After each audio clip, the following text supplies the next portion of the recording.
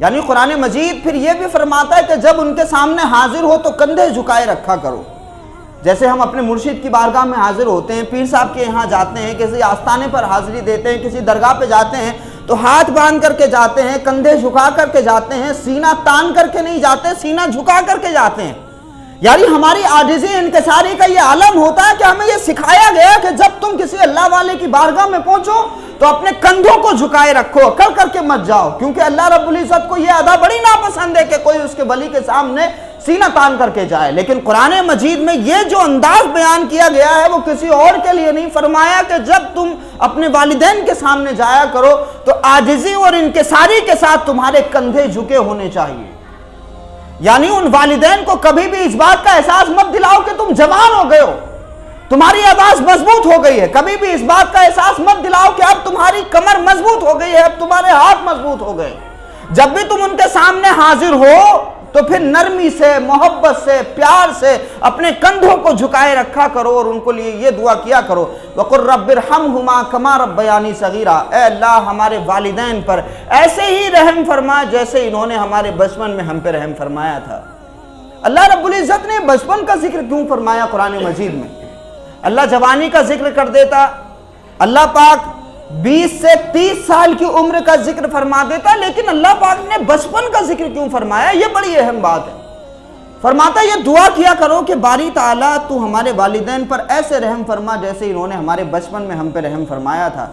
جب ہم اپنے بچپن کی طرف لوٹ کے دیکھیں گے تو ہماری بہت ساری حرکتیں ایسی ملیں گی جیسے والدین اپنے بڑھاپے میں کرتے ہیں،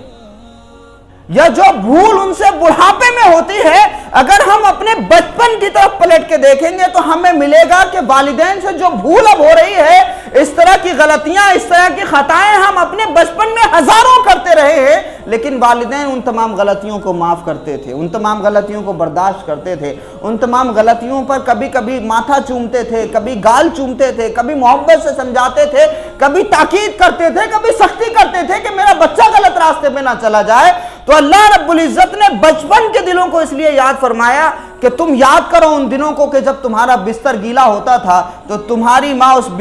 گیلے بستر پہ سوتی تھی اور تمہیں پھر اپنے بستر پہ یعنی سوکھے بستر پہ سلاتی تھی، اور اسی طرح جب وہ بستر بھی گیلا کرتے تھے تو پھر تمہاری ماں تم کو اپنے سینے پہ لے کے سوتی تھی اور تم کو آرام کی نیند دیتی تھی، لیکن وہ خود سوئے نہ سوئے تمہارے سکون میں خلل نہیں ڈالتی تھی.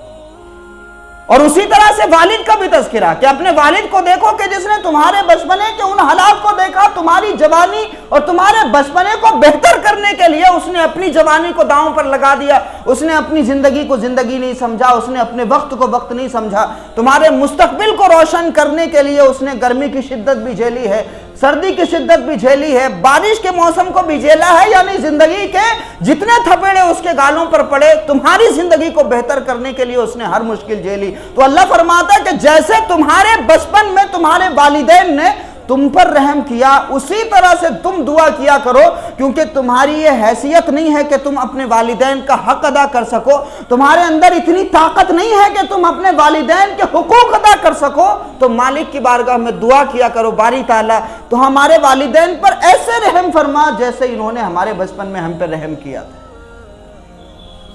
ہے کہ نہیں؟ تو اللہ رب العزت نے قرآن مجید میں اس طرح کی مختلف آیات بیان فرمائی.